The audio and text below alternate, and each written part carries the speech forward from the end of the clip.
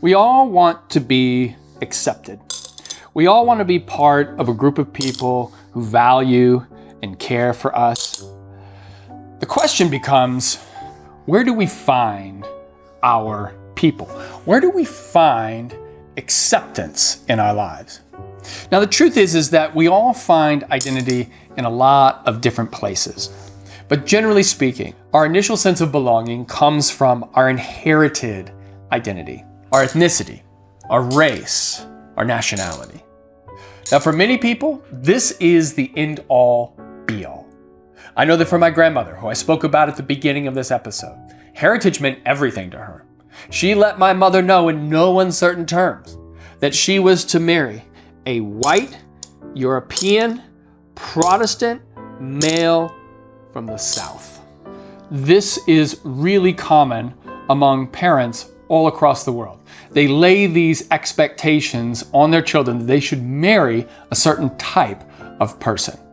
And why do they want this? Well, they like their culture. They like being around people who they understand and who they know, who look like them and act like them. And they don't want that to change. Now, to be fair to them, this is deeply programmed within our DNA. We evolved as a species to be suspicious of outsiders because it kept us safe. When we come across someone who doesn't fit the profile of what we know to be safe, immediately flags go off in our brains. Now, I'm sure you've been in situations where those flags have kept you safe from harm. The problem with this impulse is that it's based on a judgment of the way someone looks, and we don't really know who they are as a person. Now, this impulse, it's better known as prejudice.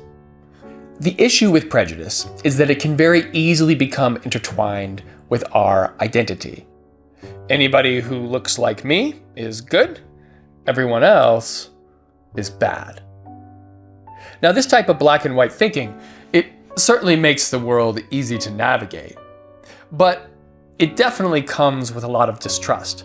And that distrust, it can lead to discrimination, and discrimination, it can lead to violence, and violence can lead to war.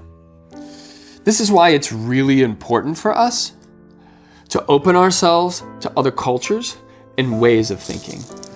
I know that for myself, I feel very fortunate that I went to school with people who came from very different ethnicities and socioeconomic backgrounds from myself. Had I not had that exposure, I think I would have adopted the worldview of my grandmother, which is monotonous, boring, and frankly, scary, because anyone who's different is to be feared. But when you open yourself to other cultures, the world becomes a much more beautiful and welcoming place. Differences are no longer things to be feared, but rather to be embraced for what they can teach you. This is why it's so important that we adopt an identity of openness, where we live in the tension that you don't have all the answers, and neither does anyone else. But this is easier said than done.